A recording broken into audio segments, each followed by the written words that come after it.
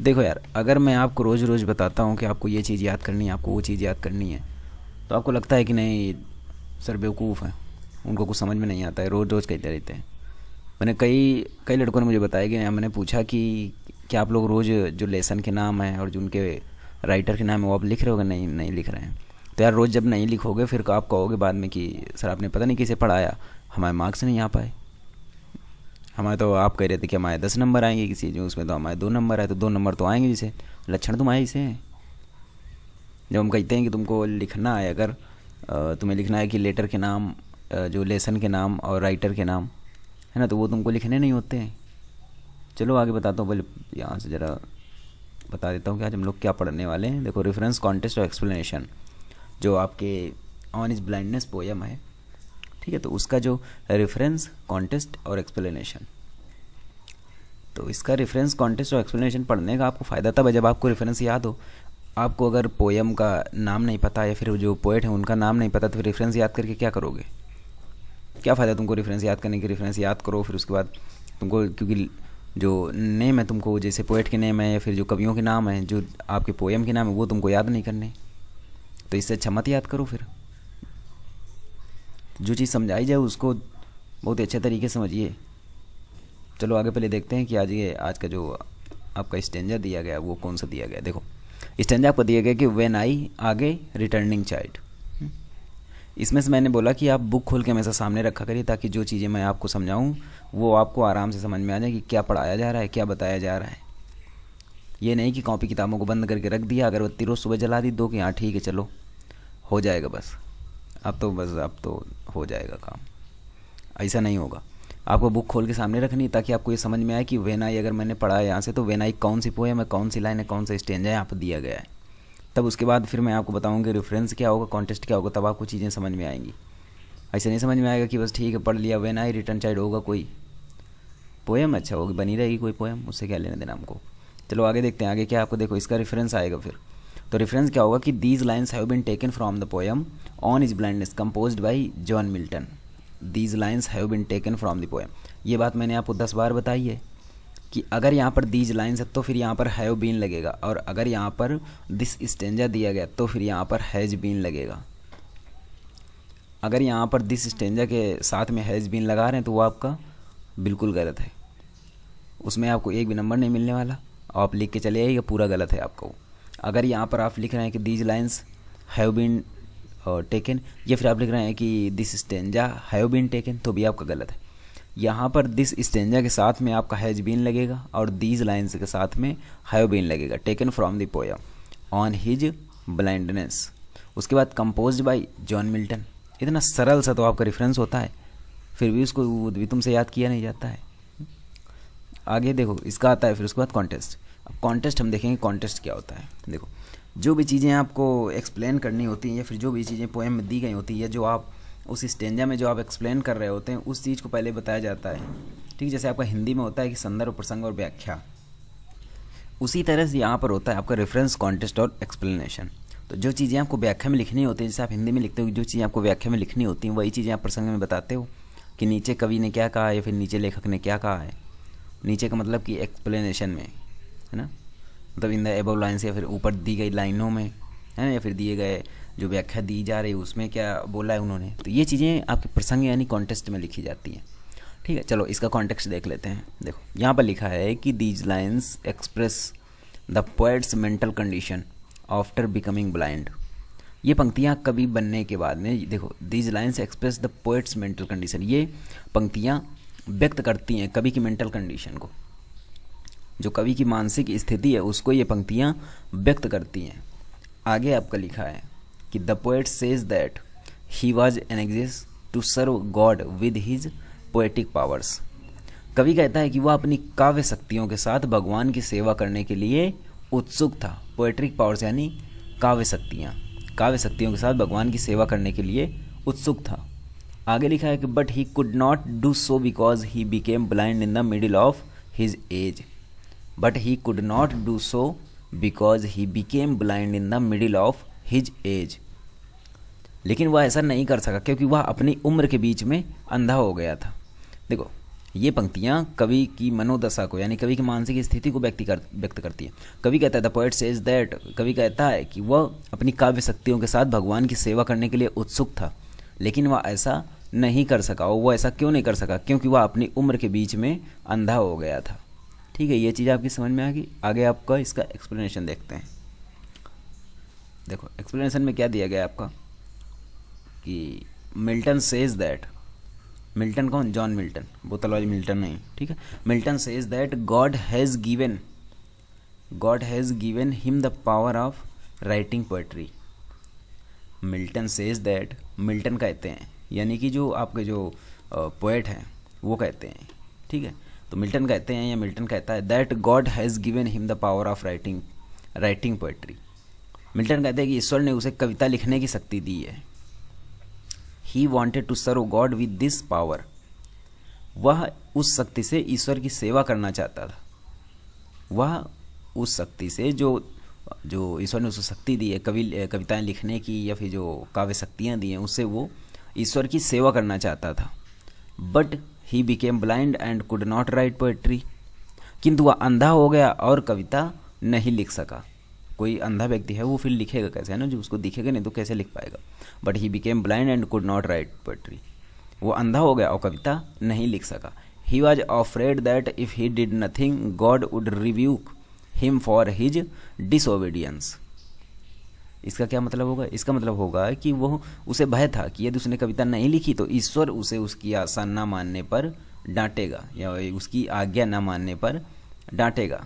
ईश्वर क्या करेगा? उसे उसकी आज्ञा। उसको ऐसा लगता था, जो कवि है उसको ऐसा लगता था कि अगर उसने कविताएं नहीं लिखी या फिर कविता नहीं लिखी क्योंकि ईश्वर ने उसको ये गुण दिया है ना, ये शक्तियाँ दी, तो अगर उसने कविता नहीं लिखी तो ईश्वर उसे उसकी आज्ञा न मानने पर डांटेगा। आगे लिखा है कि the world became very large and dark for him, यह संसार उसके लिए बहुत विशाल और अंधकारमय हो गया था। But that talent remained unused with him and it would be lost when he died, किंतु यह गुण प्रयोग में नहीं आ सका और यह मेरे मरने पर यह नष्ट हो जाएगा। अब ऊपर से एक बार देख लेते हैं कि मिल्टन से, यहाँ से मिल्टन कहता है कि ईश्वर ने उसे कविता लिखने की शक्ति दी है, the power of writing poetry. He wanted to serve God with this power, वह ईश्वर के उस शक्ति से ईश्वर की सेवा करना चाहता था। But he became blind and could not write poetry, किंतु वह अंधा हो गया और कविता नहीं लिख सका। आगे लिखा है आपका कि ही was afraid that if he did nothing good God would rebuke him for his disobedience. उसे भय था कि यदि उसने कविता नहीं लिखी तो ईश्वर उसे उसकी आज्ञा न मानने पर डांटेगा। आगे लिखा है कि the world became very large and dark for him, यह संसार उसके लिए बहुत विशाल और अंधकारमय हो गया था। But the talent remained unused with him and it would be lost when he died, किंतु यह गुण प्रयोग में नहीं आ सका और यह उसके मरने पर नष्ट हो जाएगा। यानी यह लेखक के जो कवि है, कवि के मरने पर यह गुण नष्ट हो जाएगा। चलो ठीक है, ये बात समझ में आ गई आपको, ये पूरा आपको स्टेंजा समझ में आ गया। अब आगे देखते हैं कि आपका नेक्स्ट स्टेंजा कौन सा है। आगे दिया गया आपका कि doth God him best, doth God him best. इसका रेफरेंस देखेंगे। देखो रेफरेंस सेम होता है, ये आपको भी पता है कि रेफरेंस जो होता है वो सेम होता है। यानी अगर एक पोएम है तो उसका पोएम का रेफरेंस तो सेम होगा ना। देखो these lines have been taken from the poem on his blindness composed by John Milton. देखो यहाँ पर पोएम को, जैसे यहाँ पर आपकी इस पोएम में सोनेट एक वर्ड आया था, तो यहाँ पर आप उसको सोनेट भी लिख सकते हैं, है ना। इसको सोनेट भी लिखा जा सकता है। जैसे आपके पास एक वर्ड आया था जब पोएम में पढ़ा रहा था, तो आपके पास एक वर्ड आया था कि दीज लाइन्स, तो उसको इस प्रकार से भी लिख सकते हैं कि these lines have been taken from the sonnet on his blindness composed by John Milton. तो इस तरह से भी इसको लिखा जा सकता है। अगर चाहें तो आप इसमें पोएम की जगह पे सोनेट भी लिख सकते हैं, या फिर आप इस पर पोएम ही लिखा रहने दीजिए। और ये चीज़ें तो आपको पता होंगी कि जैसे यहाँ पर दीज लाइन्स हैव बीन दिया गया, तो यहाँ पर दिस पैसेज हैज बीन, ठीक है, दिस पैसेज नहीं, सॉरी, दिस स्टेंजा। अगर पोएम है तो आपका दिस स्टेंजा, और अगर यहाँ पर आपका कोई पैसेज दिया गया है तो दिस पैसेज, ठीक है। और अगर दीज लाइन्स के साथ हमेशा हैव बीन लगता है, ये बात आप हमेशा याद रखिए। लेकिन अगर यहाँ पर दिस स्टेंजा लिखा जाएगा तो वो आप यहाँ पर हैज बीन करके लिखेंगे, ठीक है। चलो आगे इसका हम लोग देख लेते हैं कॉन्टेक्स्ट इसका क्या होगा, ठीक, कॉन्टेक्स्ट देख लेते हैं इसका। तो आपका दिया गया कि the poet has become unable to make the best use of his poetic talent by composing poems. The poet has become unable to make the best use of his poetic talent by composing poems, but he expresses his firm faith in the justice of God. यहाँ पर क्या मतलब है कि कवि कविताओं की रचना करके अपनी काव्य प्रतिभा का सर्वश्रेष्ठ उपयोग करने में असमर्थ हो गया। Poetic talent by composing poems. कवि अब कविताओं की रचना करके अपनी काव्य प्रतिभा का सर्वश्रेष्ठ उपयोग करने में असमर्थ हो गया है, लेकिन वह ईश्वर के न्याय के प्रति दृढ़ विश्वास व्यक्त करता है। But he expresses his firm faith in the justice of God. लेकिन वह ईश्वर के न्याय के प्रति दृढ़ विश्वास व्यक्त करता है। ठीक है, ये बात आपकी समझ में आई। एक बार फिर से इसको समझ लीजिए कि the poet has become unable to make the best use of his poetic talent by composing poems. कवि तभी कविताओं की रचना करके अपनी काव्य प्रतिभा का सर्वश्रेष्ठ उपयोग करने में असमर्थ हो गया, लेकिन वह ईश्वर के न्याय के प्रति दृढ़ विश्वास व्यक्त करता है। But he expresses his firm faith in the justice of God. ठीक है, ये बात आपकी समझ में आ गई। अब उसके बाद देखते हैं कि इसका आगे जो आपका एक्सप्लेनेशन है वो एक्सप्लेनेशन आपका क्या दिया जाएगा। यहाँ पर जैसे आपका ये एक्सप्लेनेशन दिया गया है तो देख लेते हैं इसको थोड़ा सा कि the poet wanted to serve God. जो कवि है वो ईश्वर की सेवा करना चाहता है। ठीक है, the poet wanted to serve God, जो कवि है वो ईश्वर की सेवा करना चाहता था। बट ही बिकेम ब्लाइंड, किंतु वह अंधा हो गया। He could not serve God, he said to himself. उसने स्वयं से कहा, क्या ईश्वर मुझे कार्य करने की आशा क्या ईश्वर मुझसे कार्य करने की आशा करेगा? He said to himself, will God expect me to not work when he has taken away my eyesight? He said to himself, will God expect me to work when he has taken away my eyesight? यहाँ पर देखो, उसने स्वयं से कहा कि क्या ईश्वर मुझसे कार्य करने की आशा करेगा जबकि उसने मेरी नेत्र ज्योति छीन ली है। मतलब उसका कहने का ये मतलब है कि अगर जब ईश्वर ने मेरी नेत्र ज्योति ही छीन लिया, यानी मेरी आंखों की रोशनी ही छीन ली है, तो क्या वो मुझसे इस चीज़ की आशा करेगा कि मैं उसके लिए कार्य करूं या मैं उसके लिए कविताएं लिखूं। ठीक है, देखो आगे आपका लिखा है, he feels that the question is foolish. He feels that the question is foolish.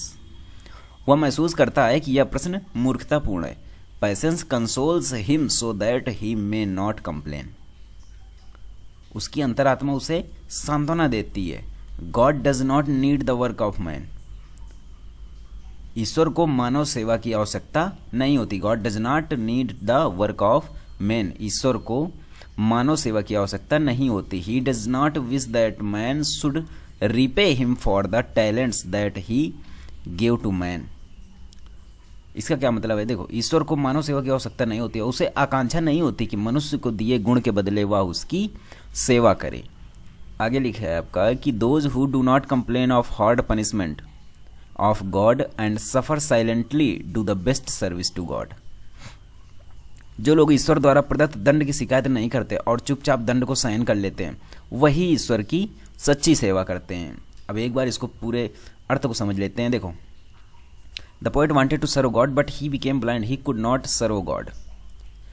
कवि ईश्वर की सेवा करना चाहता था लेकिन वह अंधा हो गया, वह ईश्वर की सेवा नहीं कर सकता था। He said to himself, will God expect me to work when he has taken away my eyesight. उसने स्वयं से कहा, क्या ईश्वर मुझसे कार्य करने की आशा करेगा जबकि उसने मेरी नेत्र ज्योति छीन ली है। He feels that the question is foolish, patience consoles him so that he may not complain. वह महसूस करता है कि यह प्रश्न मूर्खतापूर्ण है। वह क्या महसूस करता है कि यह प्रश्न मूर्खतापूर्ण है। Patience consoles him so that he may not complain.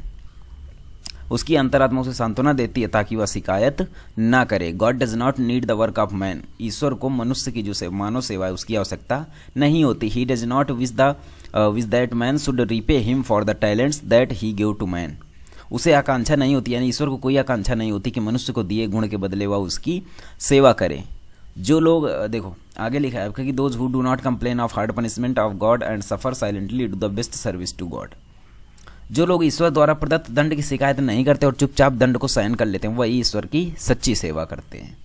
ठीक है, ये चीज़ आपकी समझ में आ गई, स्टेंजा आपकी समझ में आ गया होगा। अब चलो आगे देखते हैं कि आगे आपको कौन सा स्टेंजा दिया गया है। और देखो बेटा, अगर आप लोगों को कोई भी प्रॉब्लम है ना, आप लोग आराम से पढ़िए, अच्छे से पढ़िए, बहुत ही अच्छे तरीके से पढ़िए सारी चीज़ों को। अगर कोई आपको प्रॉब्लम होती है कि नहीं सर मुझे पढ़ने के लिए मेरे पास बुक्स नहीं है, या फिर जो भी किसी भी चीज़ के, आप मुझे पर्सनल मैसेज कर सकते हैं या फिर मुझे कमेंट बता सकते हैं कि सर ये चीज़ है ना, जो भी हेल्प हो सकेगी मेरी तरफ से मैं पूरी तरह से करूँगा आपकी। तो अब जो भी आपको प्रॉब्लम, बस पढ़ते रहिए अच्छे तरीके से, है ना। आपको भी तो मार्क लाने हैं, अच्छे नंबर लाने हैं आपको एग्ज़ाम में, तो अच्छे तरीके से पढ़ते रहिए। ठीक है, जो भी चीज़ें होगा मुझे कमेंट करके बता दिया करिए। और देखिए वीडियो आप देखते चले जाए, देखने के बाद चले जाते हैं, अपना लाइक करते हो ना, कमेंट करते हो ना, बताते हो मुझे। कि किस टाइप का वीडियो है, क्या सर इसमें क्या अच्छा लगा, क्या चीज़ गलत है ना, क्या चीज़ आपको नहीं समझ में आई या फिर क्या चीज़ समझ में आई, तो सारी चीज़ें बताया करो। अच्छा लगेगा तो लाइक किया करो, अगर अच्छा ना लगे तो आप फिर डिसलाइक किया करो, ठीक है। देखो अब यहाँ पर जैसे देखो, अब यहाँ पर इसका रेफरेंस देखो, रेफरेंस हमेशा सेम होता है ना। दीज लाइन्स, देखो एक मिनट मैं ले लेता हूँ पहले, चलो देखो इसको बैक कर लेता हूँ, पहले एक एक करके समझाता हूँ फिर, है ना। These lines have been taken from the poem on his blindness compose by John Milton. ये तो आपको बिल्कुल रट जाना चाहिए, आपकी बिल्कुल ये समझो कि अगर कोई आपसे पूछे कि हाँ रेफरेंस बताओ, ऑन हिज ब्लाइंड का रेफरेंस बताओ, तुरंत आप सोते सोते बता दो, these lines have been taken from the poem on his blindness compose by John Milton, है ना, इस तरह से। चलो अब इसका कॉन्टेक्स्ट देख लेते हैं।